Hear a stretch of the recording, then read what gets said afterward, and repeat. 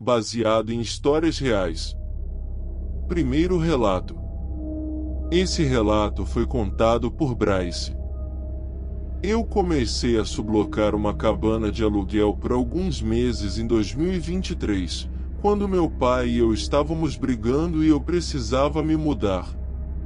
O locatário real do apartamento estava tendo seus próprios problemas pessoais, o que o levou a deixar o apartamento.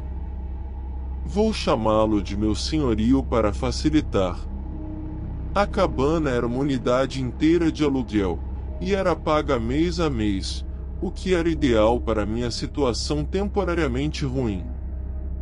Era de 2 andares tecnicamente, com uma pequena cozinha, uma sala de tamanho decente e um quarto ao qual se tinha que subir uma pequena escada para chegar. Havia uma porta do tipo escotilha que se tinha que abrir para acessar o quarto no andar de cima. Eu já estava lá há um mês e já tinha pago o aluguel do segundo mês. A cabana ficava no final de uma estrada de terra, com algumas outras casas tipo cabana de tamanho semelhante. Uma estava desocupada, pelo que eu sabia, porque nunca vi carros estacionados na frente ou luzes acesas. As outras casas tinham moradores, mas eu nunca conheci os vizinhos.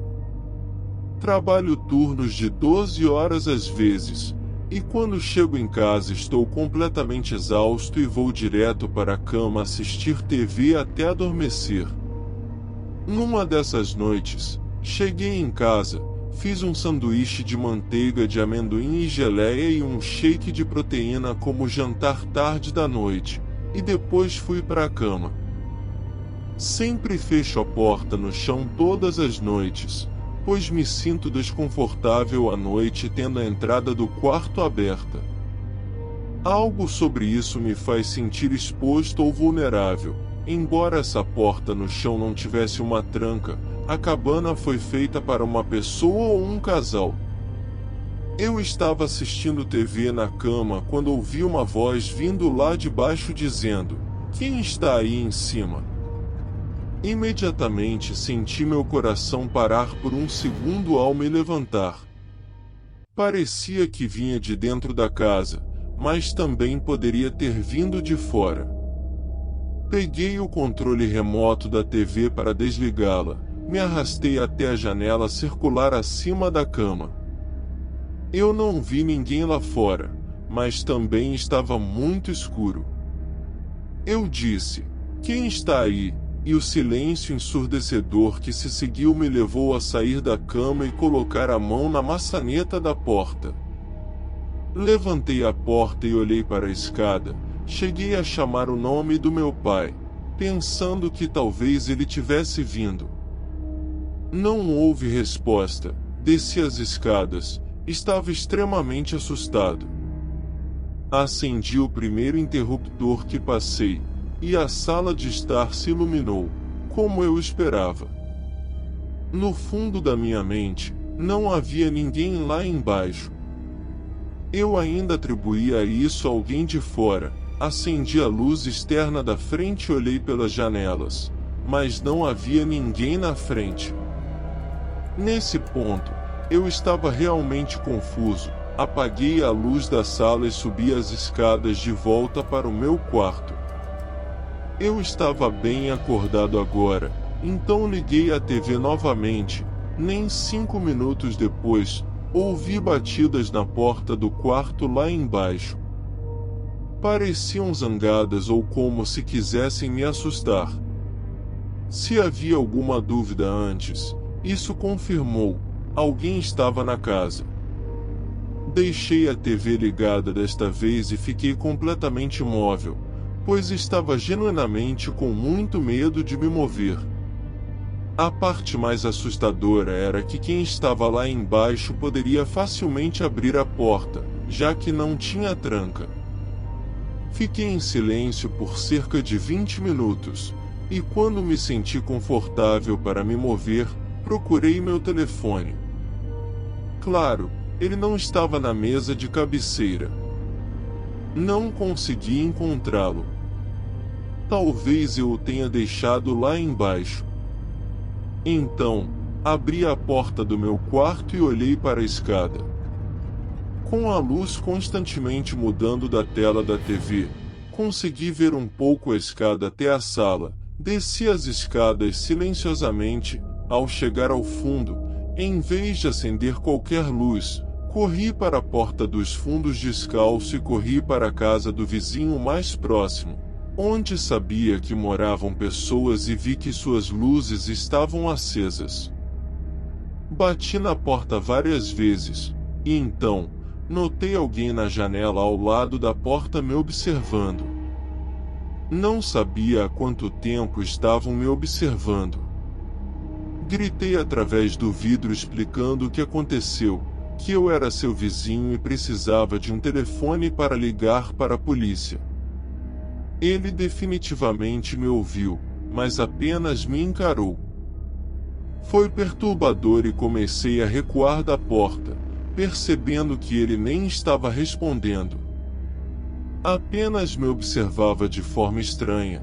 Olhei ao redor da estrada e não vi outras casas com as luzes acesas. Por um momento, pensei, e se aquele cara tiver algo a ver com isso? Voltei para minha casa de aluguel pela porta dos fundos que estava fechada, como a deixei. Entrei e tranquei a porta, acendendo todas as luzes na pequena casa. Procurei não apenas por um intruso, mas também pelo meu telefone lá embaixo. Finalmente encontrei meu telefone no meu carro. Eu estava tão cansado mais cedo que o deixei no console central. Voltei para dentro. A TV ainda estava ligada no quarto. Subi as escadas, e quando cheguei ao topo, vi alguém sentado na minha cama olhando para a TV. Era um homem.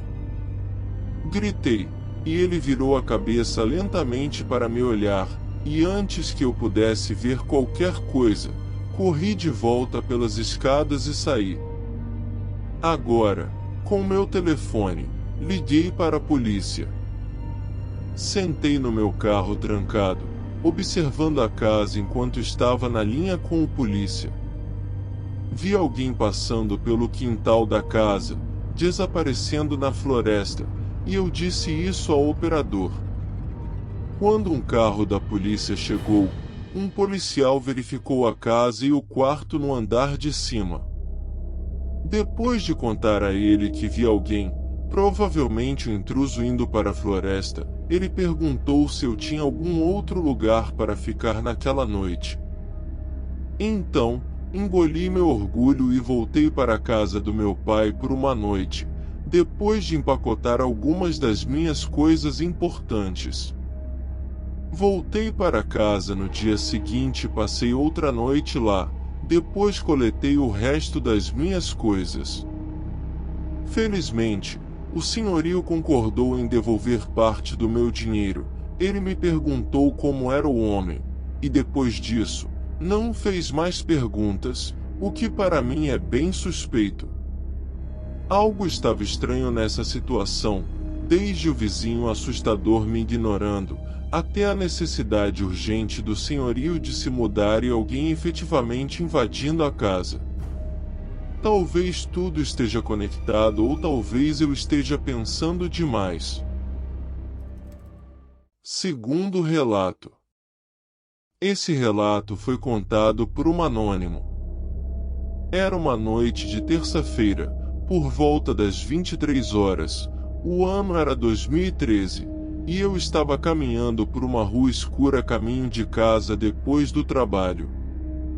Meu carro estava na oficina, então fui forçada a andar 5 quilômetros todos os dias até em casa.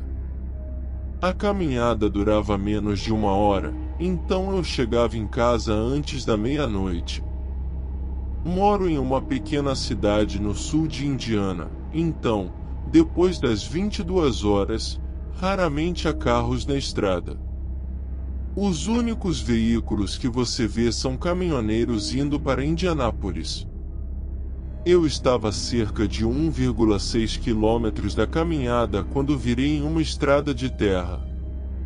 Minha casa ficava fora do caminho usual, então eu tinha que pegar todas essas estradas de terra cercadas por floresta para chegar lá.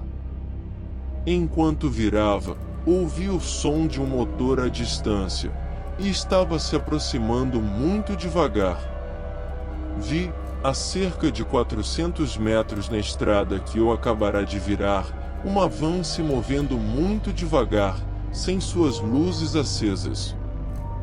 No começo, isso não me pareceu estranho, devido ao fato de que na cidade onde moro, há uma concessionária de carros bem barata que vende carros e vans usados com peças quebradas, como faróis quebrados. Então apenas assumi que esse cara era um dos clientes deles. Continuei andando pela estrada lateral, com a van ainda indo devagar pela estrada principal. Cerca de 5 segundos depois, pulei quando ouvi o som da van rugir e acelerar muito rápido, mas agora com as luzes acesas. Fiquei assustada, mas não preocupada. Isso até a van se aproximar da curva para a estrada lateral, a cerca de 150 metros da curva. A van apagou suas luzes novamente e diminuiu a velocidade. Agora, eu estava oficialmente assustada. Não queria parecer assustada, então apenas andei mais rápido pela estrada.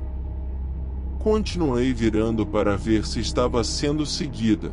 E então minhas suspeitas se tornaram realidade, pois vi a van virar na estrada de terra. Eu estava a apenas 150 metros da van, então comecei a andar muito mais rápido. Não queria olhar para trás, mas olhei só para me assegurar, e o que vi assustou cada osso do meu corpo. Vi a van parada com as portas do passageiro e do motorista abertas. Nesse ponto, corri pela minha vida pela estrada de terra. Ouvi o que tenho certeza que foi um tiro não muito longe, e realmente pensei que era assim que eu ia morrer. Fiz uma curva rápida para uma das florestas circundantes e me escondi atrás de uma grande rocha. Ouvi o que parecia ser um homem de meia idade não muito longe dizendo: "Acho que ela entrou na floresta."